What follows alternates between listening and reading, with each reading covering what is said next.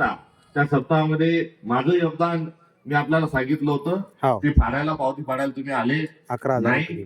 11 सांगितलं तर आता पुढच्या 22 घेऊन जा बाबा. पण ती माझी जी काही भागीदारी जी तुम्हाला सांगितली होती ती दरवर्षी की तुम्ही देत राहिली पाहिजे. मात्र यावर्षी दादा त्यांच्या पुन्हा एकदा सांगा ती गोष्ट. पुण्यतिथी 16 म्हणजे 6 महिन्यानं. आपण 12 महिन्यात भेटतो तर पुढच्या 6 महिन्यामध्ये 6 महिन्यानं आपण डबल भेटूया काय इथं. काय कोण काय काय बोललं हा. त्याचा हिशोब आपण ठेवायला पाहिजे. एप्रिल मध्ये समाधी सोहळा होतो त्यासाठी.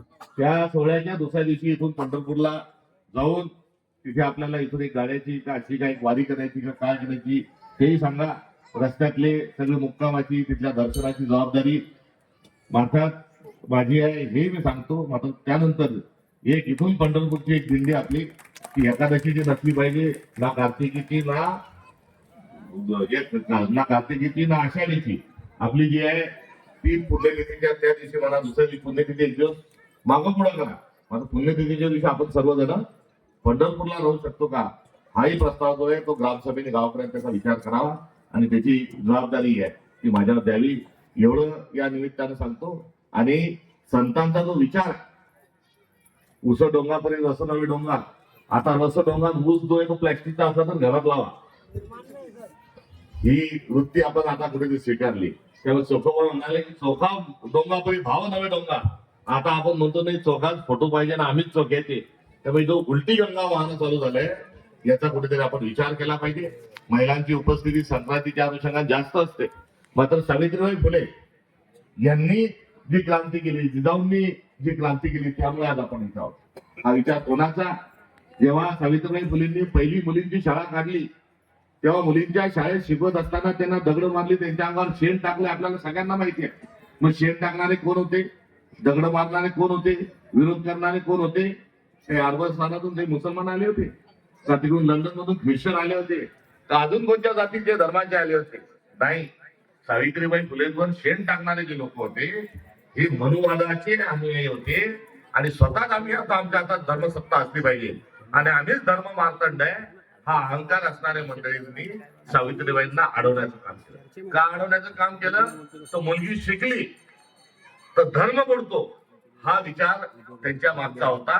त्यामुळे जो विचार महिला शिकली मुलगी शिकली म्हणजे धर्म बुडतो हा सांगणारा जो विचार आहे आपण त्या विचाराच्या विरोधात उभा राहिला पाहिजे. तर हाच विचार काय सांगतो की बहुजन समाजातला कोणी माणूस जर वाचत असेल तर त्याचे डोळे गरम सळाकीने त्याचे डोळे फोडून टाका हा तो विचार आहे मनुवादाचा. हाच विचार कोणचा आहे? तर शास्त्र कोणी ऐकलं, चोरून ऐकलं, चुकून ऐकलं तर शास्त्र जर ऐकत असेल तर त्याच्या कानात गरम उकळतं शिस टाका. आणि बहुजन समाजाने शिकणं म्हणजे पाप आहे हा जो विचार आहे त्या विचारातल्या विरोधातली तुमची आपली क्रांती आहे. आज वारकरी संप्रदाय जर नसता तर खरोखर बहुजनांना आपल्याला मानाचे स्थान नायक मिळाले नसते. हा पहिला असा एक संप्रदाय आहे, ही पहिली अशी क्रांती आहे. ही क्रांती कोणाविरोधात झाली याचा विचार आपल्याला केला पाहिजे. मग तथागत गौतम बुद्ध यांनी 2000 वर्षापूर्वी बुद्ध धर्माची स्थापना केली. 2000 वर्षाच्या पूर्वी तर मोहम्मद पैगंबरांचा जन्मही झाला नव्हता, येशू ख्रिस्ताचाही जन्म झाला नव्हता. त्यामुळे त्यांनी केलेली क्रांती कोणाविरोधात होती? तर ती क्रांती होती स्पृश्य अस्पृश्यतेच्या विरोधात, स्त्री पुरुष असमानतेच्या विरोधात त्यांची क्रांती होती. की हा धर्म आमचा सर्वांचा आहे, अध्यात्म आमच्या सर्वांचा आहे, समाज आमच्या सर्वांचा आहे. एक समाज एक जात गाव कुसाचा बाहेर राहते तिचा विटाळ होतो. एक समाज जो आहे तो नुसता शेतात राहतो आणि एक जो आहे तो नुसते खाली कोपरे बदाम खातो. या विरोधात तथागत गौतम बुद्धांनी तुम्ही आपण सर्व हे सांगितलं. चतुर्वर्णामध्ये शूद्र तर होतेच होते आणि शूद्र असल्यामुळेचा जो त्रास आहे हा शिवाजी महाराजांनाही झाला. शिवाजी महाराजांचा राजा बनू शकत नाही, शिवाजी महाराजांचा राज्याभिषेक होऊ शकत नाही कारण शिवाजी महाराज शूद्र आहे. हा जो विचार आहे त्या विचाराच्या विरोधात आपण उभा राहिलं पाहिजे. गोविंद पानसरेजींनी काय केलं? शिवाजी कोण होता नावाचं पुस्तक लिहिलं.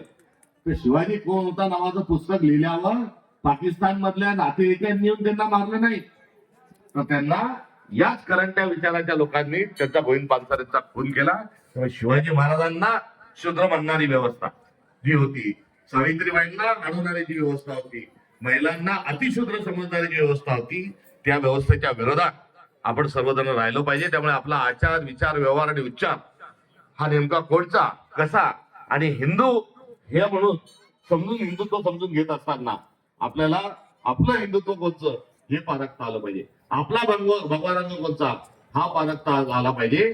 दुसऱ्याच्या वळी तोंडळीत जर पाणी आपण पित असलो तर चोखा मेळाची जय आणि चोखा मेळाच्या पुढे नतमस्तक होण्याचा आपल्याला अधिकार हा नाही.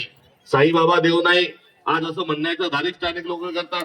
उद्या गजानन महाराज देव नाही असंही आपल्या कानावर आलं तर आश्चर्य वाटू देऊ नका.